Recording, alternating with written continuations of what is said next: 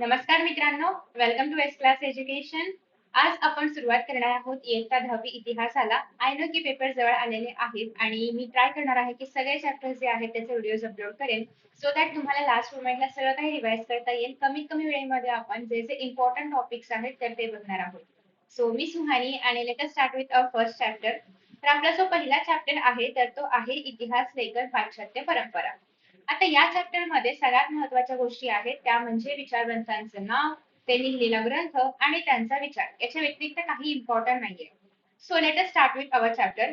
सगळ्यात पहिल्यांदा तुम्हाला या पेज वरती बघायला मिळते जनरल इन्फॉर्मेशन की इतिहास लेखन काय आहे, इतिहास म्हणजे काय वगैरे वगैरे. तर तुम्हाला आता कोणीही परीक्षेमध्ये इतिहास म्हणजे काय हा प्रश्न नाही विचारणार, त्यामुळे तुम्ही हे नाही केलं तरी पण चालेल. पण तुम्हाला काय करायचं आहे या पूर्ण पेज मधलं, तर ज्या वैज्ञानिक पद्धती आहेत इतिहास लेखन सॉरी वैज्ञानिक पद्धती ज्या आहेत आणि इतिहास लेखनाच्या पद्धती ज्या आहेत याच्यामध्ये काय फरक आहे हे तुम्हाला करायचंय. आता वैज्ञानिक पद्धती म्हणजे काय, तर तुम्ही पाहिलं असेल की तुम्ही वर्गामध्ये पण आय मीन लॅब्स मध्ये वगैरे एक्सपेरिमेंट्स करता, प्रयोग करता, ते पुन्हा पुन्हा करून सेमच गोष्ट जी आहे ती तुम्ही सिद्ध करून दाखवता. पण हे आपण इतिहासामध्ये नाही करू शकत, कारण इतिहासामध्ये आपण घडून गेलेल्या घटना पुन्हा एकदा घडवून नाही आणू शकत. विज्ञानामधले जे नियम असतात तर ते सर्वकालीन असतात, सार्वत्रिक असतात, प्रत्येक वेळेस आपण ते सिद्ध करून दाखवू शकतो, पण हे आपण इतिहासामध्ये नाही करू शकत. हाच फरक आहे इतिहासामध्ये आणि विज्ञानामध्ये, की विज्ञान हे प्रायोगिक पद्धतीने केलं जातं किंवा प्रत्यक्ष निरीक्षण करून केलं जातं. तर इतिहास जे आहे तर ते जे पुरावे आपल्याकडे पहिल्यापासून उपलब्ध आहेत त्याच्या आधारेच आपण इतिहास लेखन करू शकतो. त्यांचीच पडताळणी करायची असते, त्यामधून काय माहिती मिळते ही घ्यायची असते आणि त्याच्या आधारेच आपण इतिहास लेखन करू शकतो. कारण यामध्ये प्रत्यक्ष निरीक्षण करणं किंवा प्रायोगिक पद्धतीचा अवलंब करणं शक्य नसतं. मग यामध्ये पुनरावृत्ती करता येत नसल्यामुळे जे काही उपलब्ध पुरावे आहेत त्यांचा उपयोग करूनच आपल्याला इतिहास लिहावा लागतो. ठीक आहे, सो एवढं लक्षात ठेवायचं आहे. बाकी हे नाही केलं तरी पण चालेल. हे पण काही तुम्हाला एक्झाम मध्ये नाही विचारलं जात, पण तुम्हाला हवं असेल जनरल इन्फॉर्मेशन साठी तर एक तुम्हाला थोडक्यात समजावून सांगते इथे काय केलेलं आहे ते. तर सगळ्यात पहिल्यांदा ना आपण इतिहास लेखनासाठी माहिती मिळवतो. ठीक आहे, मग त्यानंतर जे काही बदल आहेत ते माहिती घडून येण्यासाठी ज्या काही प्रक्रिया आहेत त्या सगळ्यांचा आपण अभ्यास करतो. ते केल्यानंतर जी काही माहिती आपल्याकडे मिळालेली आहे ती खरी आहे की खोटी हे कसं कळणार. त्याच्याशी निगडीत काही संदर्भ असतील, काही पत्र असतील, काही स्थळांच्या म्हणजे असं असेल ना की ही गोष्ट या या ठिकाणी घडली होती, तर त्या स्थळांबद्दल माहिती असेल, मग आपण खरंच त्या ठिकाणी असं काही घडलं होतं का हे फाइंड आउट करू. तर ते बेसिकली या ठिकाणी सांगितलेलं आहे की स्थल कालात्मक आपण अभ्यास करू आणि मग त्यांचं आकलन करून घेऊ आणि त्यानंतर मग त्याच्याशी निगडीत प्रश्नांची मांडणी करू. म्हणजे हे कोणत्या साली घडलं होतं, खरंच इथे घडलं होतं का, कोणते राजे त्या काळामध्ये राज्य करत होते वगैरे, असे बरेचसे प्रश्न आपण तयार करू शकतो. अशा बऱ्याचशा प्रश्नांची मांडणी करू शकतो की जे आपल्याला संभाव्य परिकल्पना देतील आणि त्यासोबतच ज्याच्यामुळे आपलं संशोधन जे आहे तर ते अजून चिकित्सक पद्धतीने होईल, म्हणजे बरोबर पद्धतीने होईल. काही चुकीची माहिती आपल्या हाती आली तरी आपण ती ओळखू शकू आणि कुठल्याही अशा गोष्टी हाती लागू नयेत की किंवा हाती लागल्या म्हणजे आत्ताच असं वाटतंय की त्या चुकीच्या आहेत, तर त्या गोष्टी आपण ह्याच्यामध्ये ऍड नाही करणार. ठीक आहे, म्हणजे कुठलेही पुरावे नाहीयेत, असंच काहीतरी सापडलेलं आहे तर ते आपण त्याच्यामध्ये नाही ऍड करणार.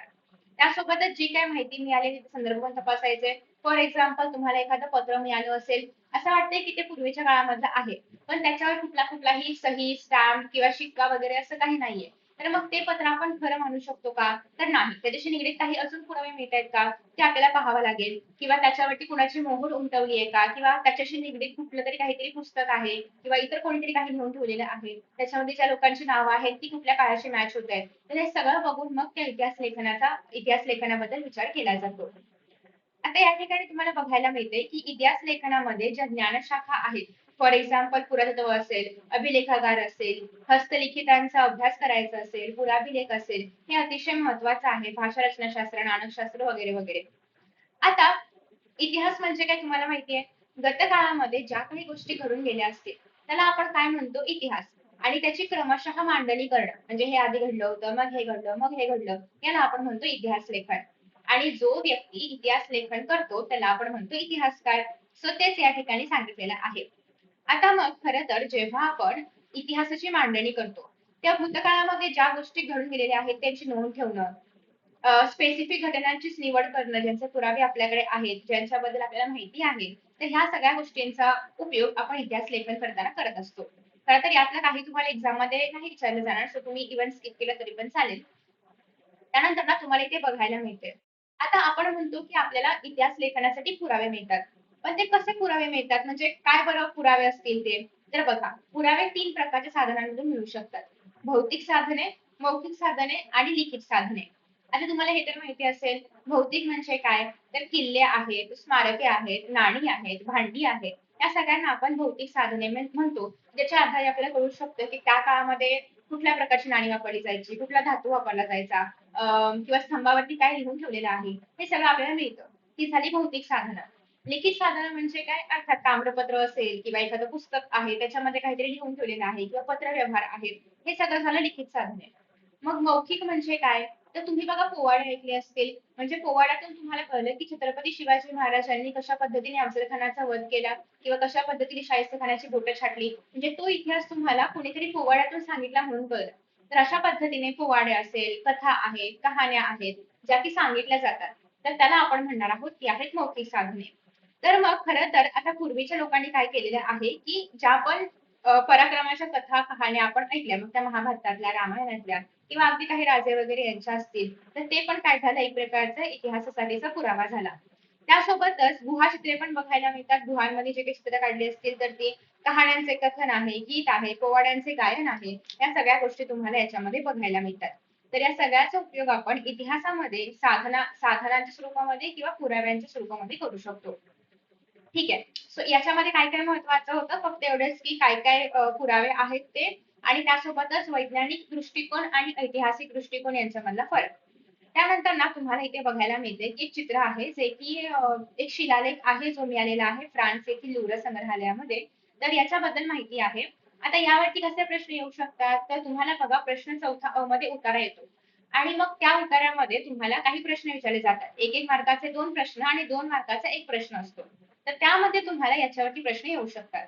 आता इथे काय सांगितलेलं आहे, 2 मार्कासाठी तुम्हाला येऊ शकतं की चित्रामध्ये जे दाखवलंय ते लिहा किंवा ते स्पष्ट करा. मग त्यात तुम्हाला हे सांगायचे जे काही दाखवलं असेल तर ते, की फॉर एक्झाम्पल या ठिकाणी खूप सारं सैन्य दिसतंय ज्यांची शिस्तबद्ध रांगा आहेत. असं वाटतंय की त्यांच्या हातामध्ये भाला वगैरे आहे, ढाल आहे. त्यांचं नेतृत्व करणारा व्यक्ती या ठिकाणी दिसतोय. तर जे काही तुम्हाला चित्रामध्ये पाहायला मिळते ते ते लिहायचंय. आता अशा पद्धतीने लिखित गोष्ट म्हणजे गोष्टीच्या लिखित नोंदी करण्याची सुरुवात मेसोपोटेमियातील सुमेर या ठिकाणी झाली होती असं आपण म्हणू शकतो कारण याच्या आधीचं काळामधलं असं काही सापडलं नाहीये सो आपण म्हणू शकतो की इथून सुरुवात झाली असावी. आणि मग हे जे शिलालेख आहे तर हे सुमारे 4500 वर्षांपूर्वीचं आहे आणि दोन देशांमध्ये युद्ध झालं असावं तेव्हा आणि त्याच्या काहीतरी नोंदी असाव्यात असं साधारणतः अंदाज आहे. त्यानंतर परीक्षेमध्ये विचारला जाणारा प्रश्न तो म्हणजे असा की आधुनिक इतिहास लेखनाची वैशिष्ट्ये लिहा. हा 2 मार्कासाठी परीक्षेला विचारलाच जातो त्याच्यामुळे करूनच ठेवायचा आहे. बघा काय काय वैशिष्ट्ये आहेत आणि ही ना चेंज नाही करायची म्हणजे तुम्ही याला वेगळी दुसरं काही लिहू शकत नाही. जे आहे ते हेच 4 पॉइंट्स लिहायचे आहेत. सगळ्यात पहिली गोष्ट म्हणजे ही पद्धत शास्त्रशुद्ध आहे. याचं कारण असं आहे की जेव्हा आपण या पद्धतीने इतिहास लेखन करतो तेव्हा याची सुरुवात होते प्रश्नांच्या मांडणीतून. म्हणजे कधी घडलं असेल, काय घडलं असेल, खरं तसं घडलं असेल का, हे कुठे सापडलं, याचा संदर्भ काय आहे, वगैरे वगैरे वगैरे. सो प्रश्न निर्माण का केले जातात जेणेकरून बरोबर उत्तरापर्यंत आपण पोहोचू शकू आणि अल्टिमेटली आपल्याला एक काहीतरी कळेल किंवा एक निष्कर्ष काढता येईल की खरंच ही गोष्ट खरी आहे की खोटी आहे. त्यानंतर हे सगळे प्रश्न जे आहेत ते मानव केंद्रित असतात. म्हणजेच काय की माणसाला मध्ये ठेवून माणूस आणि समाज किंवा माणूस आणि ती गोष्ट, माणूस आणि युद्ध अशा पद्धतीने पाहिलं जातं. असं नाही की देव देवतांचा संदर्भ जोडला जाईल, हे देवाने केलं, देवाने घडवलं वगैरे. हे वगळता फक्त माणूस केंद्रित प्रश्न त्यांनी ठेवण्याचा प्रयत्न केला. जेणेकरून अर्थात सोपं पण जाईल सगळं काही शोधायला, पुरावे वगैरे आणि विश्वास पण ठेवता येईल. ठीक आहे. सो त्याचा संबंध त्यांनी देवदेवतांच्या कथा, कहाण्या यांच्याशी जोडण्याचा प्रयत्न नाही केला. म्हणजे युद्ध झालंय तर कदाचित देवाचा कोप झालाय म्हणून झालंय असं न करता युद्ध झालंय तर दोन देशांमध्ये काही वैर होतं का, काही भांडण होती का, त्याच्या मागे काही वेगळं कारण होतं का, हे सगळं शोधण्याचा प्रयत्न त्यांनी केला. त्यानंतर आहे की या प्रश्नांची जी काही उत्तरं मिळाली तर त्याला विश्वासार्ह पुराव्यांची पण तर साथ असली पाहिजे. तेव्हा आपण त्याच्यावर विश्वास ठेवू शकतो. आणि त्यामुळेच आपण असं म्हणतो की आधुनिक इतिहास लेखनामधली जी ही जी मांडणी आहे तर ती तर्क सुसंगत आहे. कारण याच्या आधारे आपल्याला खरंच विश्वास ठेवता येतो की असं घडलं असेल कारण पुरावे आहेत आपल्याकडे. आणि मानवजातीने भूतकाळामध्ये ज्या काही कृती केल्या त्याच्या आधारे मानवजातीच्या वाटचालीचा वेग आपण इतिहासामध्ये घेऊ शकतो की कशा पद्धतीने आधी माणूस कसा राहायचा, मग त्यांनी शेती करायला घेतली किंवा त्याने घर बांधायला घेतलं किंवा तो नदी किनारी राहत होता, मग त्याने गावं स्थापन केली, मग त्याने राज्य स्थापन केलं, जे काही असेल ते. तर ही जी काही वाटचाल झाली याचा पण अभ्यास आपल्याला भूतकाळातील घटनांमधूनच करता येतो. तर अशा पद्धतीने आपण जी आधुनिक वैशिष्ट्ये आहेत इतिहास लेखनाची त्यांनी बघितलेली आहेत. आता इथे ना तुम्हाला सगळ्यात महत्त्वाचा पॉइंट बघायला मिळतोय. तुम्हाला कधी प्रश्न पडलाय का? म्हणजे ना मला असा प्रश्न पडायचा आहे की आपण भूगोलाला भूगोल का म्हणतो? आपण इतिहासाला इतिहास का म्हणतो? मराठीला मराठी का म्हणतो? तर त्याचं उत्तर मला 10वीत आल्यानंतर मिळालं होतं. याचं कारण असं की हिस्ट्री हा जो शब्द आहे तर हा ग्रीक शब्द आहे. आणि आपण हिस्ट्री असं म्हणतो याचं कारण असं आहे की हिरोडट्स याने सगळ्यात पहिल्यांदा द हिस्ट्रीज नावाचं पुस्तक लिहिलं होतं. आणि तेव्हा त्याने हिस्ट्री हा शब्द सगळ्यात पहिल्यांदा वापरला होता. आणि त्याचाच यूज आता आपण इतिहास या विषयाला इंग्रजीमध्ये हिस्ट्री संबोधण्यासाठी वगैरे करतो. तो सगळ्यात सुरुवातीला हा शब्द द हिस्ट्रीज यासाठी वापरला गेला होता हिरोडटने. ठीक आहे. तर त्यानंतर पुढे असं आहे की इन जनरल आपण इतिहास म्हणजे काय, इतिहास लेखन म्हणजे काय ते बघितलं. पण युरोपामधले जे इतिहास लेखक होते किंवा जे विचारवंत होते त्यांचा दृष्टिकोन काय होता तो आता आपल्याला बघायचा आहे. सो आता आपण बघणार आहोत की प्रत्येक विचारवंत जे आहेत तर ते त्यांनी जे ग्रंथ लिहिले ते आणि त्यांचे विचार काय काय होते. ओके, सो स्टार्टिंग विथ युरोपामध्ये काय काय घडलं होतं त्याबद्दल एक्झाम मध्ये प्रश्न नाही येणार, पण यांच्या लेखनामध्ये सगळ्यात जास्त महत्व होतं ते म्हणजे वस्तुनिष्ठतेला. म्हणजे हे घडलं आहे तर असं का घडलं आहे किंवा असे प्रश्न विचारून त्याची उत्तरं फाइंड आउट करणं आणि मग त्या पुराव्यांपर्यंत पोहोचणं वगैरे ते सगळं ह्याच्यामध्ये केलं जाते. 18व्या शतकाच्या आधी युरोपमधील विद्यापीठांमध्ये सर्वत्र ईश्वरविषयक चर्चा आणि त्यासंबंधीचं तत्वज्ञान वगैरे याला सगळ्यांना महत्व होतं. आणि खरं तर 1837 मध्ये जर्मनीतील गोटिंगन या ठिकाणी विद्यापीठाची स्थापना झाली आणि या विद्यापीठामध्ये सगळ्यात पहिल्यांदा इतिहासाला स्वतंत्र विषय मानला जाऊ लागला. आधी इतिहास हा स्वतंत्र विषय नव्हता, पण तेव्हापासून याची सुरुवात झाली. ठीक आहे, हे काय तुम्हाला मोस्टली एक्झाम मध्ये नाही येणार. एक्झाम मध्ये जे येईल त्यावर आपण फोकस करूया. आता पहिले विचारवंत आहेत ते म्हणजे रेने देकार्त. खरं तर तुम्हाला ना असं येऊ शकतं की विचारवंतांची नावं लिहा. म्हणजे तुम्ही जर स्वाध्यायामध्ये बघितलं इथे तर तुम्हाला बघा एक हे बघायला मिळते वेब डायग्राम. तर अशा पद्धतीने वेब डायग्राम येऊ शकतं. तर या ठिकाणी तुम्हाला 4 ते 5 विचारवंतांची नावं लक्षात ठेवायची आहेत. हवं तर लिहून बघा, कारण लिहिताना बऱ्याचदा गोंधळ उडतो, कारण ही नावं भारतातली किंवा महाराष्ट्रामध्ये नाहीयेत. सो त्याच्यामुळे होऊ शकते की नेमकं लिहायचं कसं आहे असा गोंधळ उडू शकतो. आता बघा, या ठिकाणी जन्मकाळ वगैरे दिलाय जो की तुम्हाला एक्झाम मध्ये नाही विचारला जात. तर त्यांचा विचार जो आहे तर तो खूप महत्वाचा आहे. त्यांचा असा विचार आहे की इतिहास लेखनासाठी ज्या काही ऐतिहासिक साधनांचा आपण उपयोग करतो, फॉर एक्झाम्पल कागदपत्र वगैरे जे असेल, तर त्यांची विश्वासार्हता आपण तपासून घेतली पाहिजे. म्हणजेच काय की ते किती बरोबर आहे, किती विश्वास ठेवण्यायोग्य आहेत, त्याच्याशी निगडीत काही संदर्भ आहेत का, हे सगळं बघणं, हे सगळं आपण कशामध्ये बघतो, इतिहास लेखनामध्ये बघतो. आणि जर ते विश्वासार्ह असतील तरच त्याचा उपयोग आपल्या इतिहास लेखनामध्ये करायचा आहे. आता त्यामध्ये रेने देकार्त हे अग्रभागी होते. त्यांचे विचार याच्याशीच निगडीत होते आणि ते त्यांनी डिस्कोर्स ऑन द मेथड या त्यांच्या ग्रंथामध्ये लिहिलेले आहेत. तुम्ही म्हणाल ना की आपल्याला कसं काय कळलं की त्यांचे काय विचार होते, तर त्यांनी त्यांचे विचार डिस्कोर्स ऑन द मेथड या त्यांच्या ग्रंथामध्ये मांडलेले आहेत. त्यांचं असं म्हणणं आहे की हे खूप महत्वाचं आहे की एखादी गोष्ट सत्य आहे असे जोपर्यंत निसंशयरित्या प्रस्थापित होत नाही तोपर्यंत त्याचा कदापि स्वीकार करू नये. म्हणजेच काय, जोपर्यंत पुरावे सापडत नाहीत, जोपर्यंत सगळे संदर्भ सापडत नाहीत, तोपर्यंत आपण ती गोष्ट खरी आहे का असं मानलं नाही पाहिजे आणि त्याच्यावरती इतिहास लेखन नाही केलं पाहिजे. म्हणजेच काय, इतिहास लेखन करताना आधी विश्वासार्हता तपासून बघायची आहे. सो असा त्यांचा विचार आहे जो की अतिशय महत्वाचा आहे. आणि रेनी देकार्त वरती तुम्हाला चुकीची जोडी ओळखामध्ये त्यांचं आणि ग्रंथाचं नाव मॅच करायला दिलं जाऊ शकतं, तर ते लक्षात ठेवायचं आहे. तसं पण रेने देकार्त नावात शेवटी देकार्त आहे, तर देकार्त डिस्कोर्स असं काहीतरी तुम्ही करून लक्षात ठेवण्याचा प्रयत्न करू शकता. त्यानंतर नेक्स्ट आहे ते म्हणजे व्हॉल्टेयर. आता व्हॉल्टेयर यांचे ऍक्च्युअल नाव आहे फ्रान्सवा मरी अरुले. हे काय तुम्हाला एक्झाम मध्ये नाही विचारलं जाणार. तर व्हॉल्टेयर या फ्रेंच तत्वज्ञाने इतिहास लेखनासाठी केवळ वस्तुनिष्ठ सत्य आणि घटनांचा कालक्रम एवढ्यावरच लक्ष केंद्रित न करता, म्हणजेच काय, आतापर्यंत आपण काय बघितलं की सगळे इतिहासकार काय करायचे, प्रश्न विचारायचे, वस्तुनिष्ठता लक्षात घ्यायचे आणि कालक्रमानुसार ज्या घटना घडल्या त्यांची मांडणी करायची. ठीक आहे. पण व्हॉल्टेयर यांचा विचार वेगळा होता. त्यांचा असा विचार होता की फक्त त्या काळामधले जे राजकीय घटना आहेत, जे राजे आहेत, त्यांनी काय आणलं एवढाच विचार नाही करायचा आहे, तर पूर्ण समाजाचा आणि लोकांचा विचार करायचा आहे. म्हणजेच काय की तेव्हा व्यापार कसा होता, आर्थिक व्यवस्था कशी होती, यांचा पण विचार करणं अत्यंत महत्वाचं आहे. आणि इतिहासाची मांडणी करताना मानवी जीवनाचा सर्वांगीण विचार केला पाहिजे. फक्त राजकीय गोष्टी किंवा फक्त सामाजिक गोष्टी याच्यावरच आपण भाग करून किंवा एवढंच लिहिलं पाहिजे तेवढंच लिहिलं पाहिजे असं न करता सर्वांगीण अभ्यास आपण केला पाहिजे, सगळ्या प्रकारामधले विचार आपण मांडले पाहिजेत, असं त्यांचं म्हणणं होतं. आणि म्हणूनच हा एक नवीन विचार आला, कारण आतापर्यंत फक्त राजकीय घटना वगैरे यांच्यावरती इतिहास लिहिला जायचा, पण इथून पुढे सामाजिक जीवन असेल किंवा इतर गोष्टी ज्या आहेत त्यांच्यावरती पण इतिहास लेखन केलं जाऊ लागलं. आणि त्यामुळे त्यांना आपण आधुनिक इतिहास लेखनाचा जनक असं म्हणतो. हे तुम्हाला एमसीक्यू मध्ये येऊ शकतं, यांचं नाव विचारलं जाऊ शकतं. इव्हन तुम्हाला match the columns match the columns नाही, चुकीची जोडी ओळखा जो आपला क्वेश्चन आहे त्यामध्ये पण विचारलं जाऊ शकतं. आणि कारणे लिहामध्ये येऊ शकते की व्हॉल्टेअर यांना आधुनिक इतिहास लेखनाचं जनक असं का म्हटलं जातं. मग त्यामध्ये तुम्हाला हे मांडायचं आहे की त्यांचा जो काही वेगळा विचार आहे तो, आणि यामुळे त्यांना पण असं म्हणतो. ठीक आहे. नेक्स्ट आहे जॉर्ज विलियम फ्रेडरिक हेगेल. तर यांचं असं म्हणणं आहे की हे जर्मन मधले तत्वज्ञ आहेत. ते तुम्हाला नाही विचारणार की ते कुठले आहेत वगैरे, पण त्यांचं असं म्हणणं आहे की ऐतिहासिक वास्तव तर्कशुद्ध पद्धतीने मांडलं गेलं पाहिजे. म्हणजेच काय, की फक्त घटना आणि फक्त कालक्रम एवढंच महत्वाचं नाहीये, तर त्यासोबतच इतिहासामधल्या प्रगतीचे टप्पे पण आपण दाखवले पाहिजे. वेळोवेळी जे काही पुरावे आपल्याकडे उपलब्ध होतात तर त्यानुसार इतिहास बदलला जातो. ऑफकोर्स आता कधी कधी काय होतं की एखादं पत्र आहे ते सापडतं आणि त्यानंतर त्याच्या आधीचं कुठलं तरी पत्र सापडतं, मग अर्थात ते संदर्भ बदलतील किंवा तो क्रम बदलू शकतो. मग काय होतं की प्रत्येक वेळी पुराव्यांच्या आधारे इतिहास काय होणं स्वाभाविक आहे, बदलत जाणं स्वाभाविक आहे, त्याच्यामुळे चेंजेस होणं काय आहे स्वाभाविक आहे.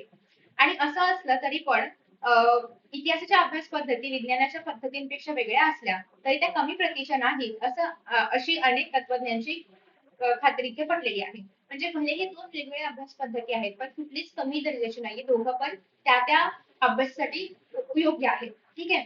आता एन्सायक्लोपीडिया ऑफ फिलॉसॉफिकल सायन्सेस हे त्यांचं पुस्तक प्रसिद्ध आहे, आणि त्यासोबतच रिझनिंग हिस्ट्री ही दोन्ही नावं लक्षात ठेवायची आहेत, कारण तुम्हाला चुकीची जोडी ओळखामध्ये विचारली जातील, सो लक्षात ठेवायचंय. आणि यांचा हाच मुद्दा होता की इतिहास जो आहे तर त्याची मांडणी पुराव्यानुसार बदलत वगैरे जाऊ शकते, आणि भलेही दोन वेगळ्या पद्धती आहेत तरी पण दोन्ही त्या त्या जागी महत्वाच्या आहेत, कुठलीही पद्धत कमी दर्जाची नाहीये. खरं तर त्यांचा एक विचार अतिशय महत्वाचा आहे, तो म्हणजे द्वंद्ववादाचा. त्यांचं असं म्हणणं होतं की तुम्हाला कुठलाही निर्णय घ्यायचा असेल किंवा तुम्हाला काही पण बघायचंय की हे खरं आहे की नाही, तर याचे दोन तुम्ही विचार देऊ शकता. म्हणजे एक विचार की जे खरं खोटं म्हणतो ना आपण, तर एक विचार खरा आहे, एक विचार खोटा आहे, किंवा एक विचार सपोर्ट करणारा आहे, समर्थन करणारा आहे, आणि दुसरा विचार समर्थन करणारा नाहीये. तर असे दोन विचार तुम्ही कुठल्याही गोष्टीबद्दलचे मांडू शकता. आणि जेव्हा तुम्ही फायनल डिसिजन घ्याल तेव्हा या दोघांचे पण मुद्दे त्याच्यामध्ये असले पाहिजेत, आणि दोघांचा सुवर्ण मध्य काढून आपण फायनल निर्णय घेतला पाहिजे. तर तेच म्हणणं आहे द्वंद्ववादाबद्दल हेगेल यांचं, की कुठल्याही गोष्टीचा अर्थ लावण्याआधी तिची वर्गवारी आपण दोन विरोधी प्रकारामध्ये केली पाहिजे. म्हणजेच काय, खरं खोटं, चांगलं वाईट काय आहे, या पद्धतीला आपण डायलेक्टिक्स म्हणजेच द्वंद्ववाद असं म्हणतो. खरं तर हा जो आहे ही जी पद्धत आहे यामध्ये पहिल्यांदा एक सिद्धांत मांडला जातो, आणि या सिद्धांताच्या एक्झॅक्टली अपोजिट दुसरा सिद्धांत मांडला जातो. आणि मग या दोन्ही सिद्धांतांच्या तर्काधिष्ठित उहापोहानंतर, म्हणजे याच्यामध्ये काय चांगलं आहे त्याच्यामध्ये काय चांगलं आहे हे सगळं घेतल्यानंतर, मग ज्याच्यामध्ये या दोघांचं पण सार सामावलेलं आहे, ज्याच्यामध्ये या दोन्ही पण गोष्टी इन्क्लुडेड आहेत, असं काहीतरी आपण एक नवीनच मार्ग सुचवतो. आणि त्याला आपण काय म्हणतो की इतिहासाची समन्वयात्मक मांडणी करणं, म्हणजे यातलं पण बरोबर घ्यायचं त्यातला पण बरोबर घ्यायचा आहे, आणि एक मधला मार्ग काढायचा आहे. याला आपण म्हणतो द्वंद्ववाद. त्यानंतर नेक्स्ट आता आपल्याला बघायला मिळत आहेत, दॅट इज लिओपोल्ड वॉन रांके.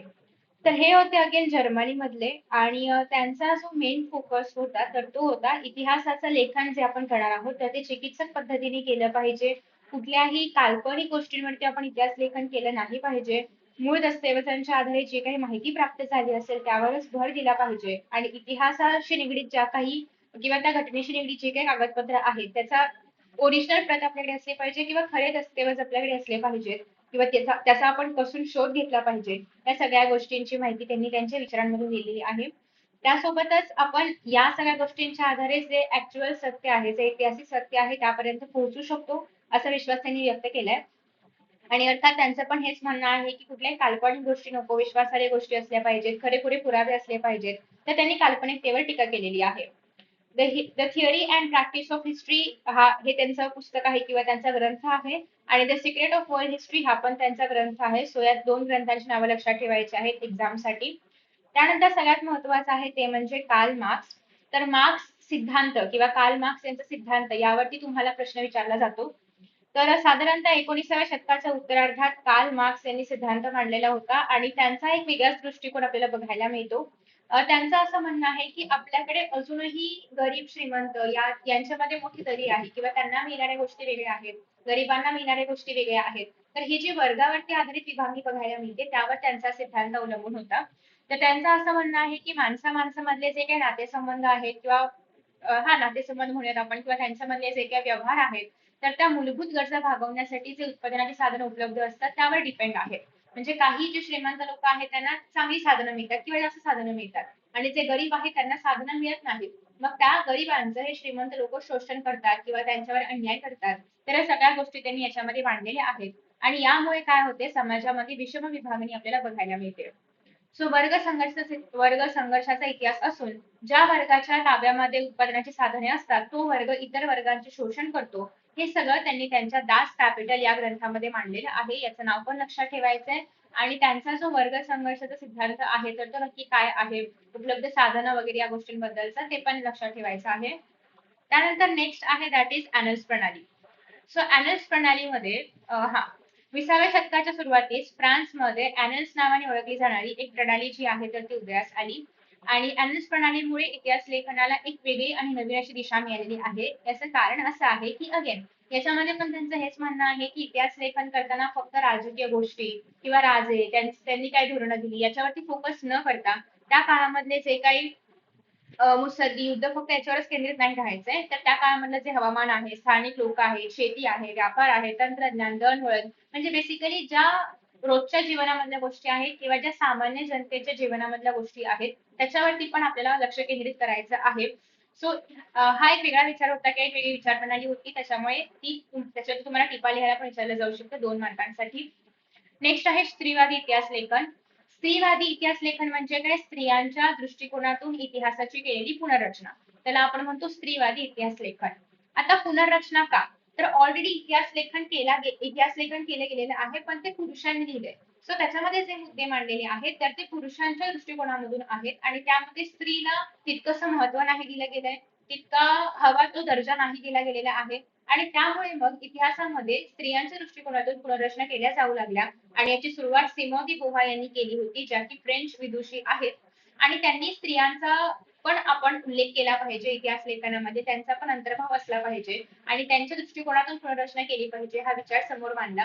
कारण त्या काळामध्ये स्त्रियांच्या आयुष्याशी निगडीत नोकरी असेल, ट्रेड युनियन आहे आणि इतर सगळ्याच गोष्टींमध्ये स्त्रिया होत्या त्याच्यामुळे त्यांचाही संदर्भ आपण इतिहास लेखनामध्ये घेतला पाहिजे आणि त्यामुळे 1990 नंतर स्त्री हा पण एक समाजामधला स्वतंत्र घटक आहे म्हणजे त्याच्यामध्येच मिक्स न करता स्त्री हा एक वेगळा घटक आहे किंवा स्त्रियांना वेगळं स्थान आहे असं मानून मग इतिहास लेखन केलं जाऊ लागलं स्त्रियांच्या पॉईंट ऑफ व्ह्यूने. ठीक आहे, स्त्रियांच्या दृष्टिकोनातून. त्यानंतर पुढे आहे ते म्हणजे मायकेल फुको. मायकेल फुको यांनी यांनी ज्ञानाचे पुरातत्व असा एक नवीन विचार दिला आहे. सो त्याच्यावरती तुम्हाला क्वेश्चन विचारले जाऊ शकतात. तर मायकेल फुको यांनी एक नवीन संकल्पना मांडलेली आहे त्यांच्या ग्रंथामध्ये आर्किओलॉजी ऑफ नॉलेज या ग्रंथामध्ये. तर त्यांचं असं म्हणणं आहे की इतिहासाची फक्त कालक्रमानुसार मांडणी करणं चुकीचं आहे. तर आपला मूळ उद्देश काय असला पाहिजे, तर फक्त अंतिम सत्यापर्यंत जाणं हा आपला मूळ हेतू नसला पाहिजे. तर इतिहासामध्ये जे काही स्थित्यंतरे घडतायत म्हणजे जे बदल घडतायत की आधी असं होतं मग असं झालं तर हे जे बदल घडतायत त्या बदलांना खूप जास्त महत्व आहे. सो मग त्यांच्याकडे पण लक्ष वेधलं गेलं पाहिजे आणि त्याच्यावरती पण इतिहास लेखन केलं पाहिजे आणि या स्थित्यंतरांचं स्पष्टीकरण देणं हा त्यांचा मेन विचार होता आणि त्यामुळे त्यांच्या या पद्धतीला ज्ञानाचं पुरातत्व असं म्हटलं जातं.